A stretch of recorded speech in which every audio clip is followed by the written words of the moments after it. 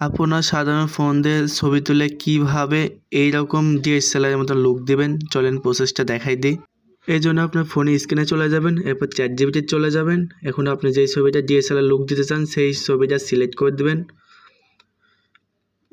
ছবি সিলেক্ট করা হয়ে গেলে এখন একটা প্রম্পটের দরকার হবে। এই জন্য আপনি আমার টেলিগ্রাম চ্যানেলে চলে যাবেন। আমি টেলিগ্রাম চ্যানেলে ফার্স্ট কমেন্টে দিয়ে রাখবো লিঙ্ক।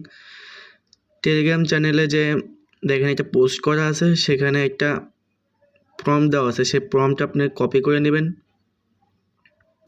কপি করা হয়ে গেলে আপনি আবার ChatGPT চলে যাবেন। ChatGPT আসার পর আপনি প্রম্পটটা পেস্ট করে দিবেন।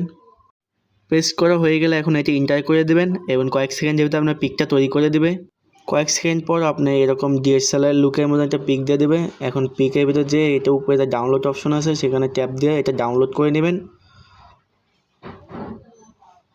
এরকম ইন্টারেস্টিং ভিডিও পেতে চ্যানেলটা সাবস্ক্রাইব করে দিন।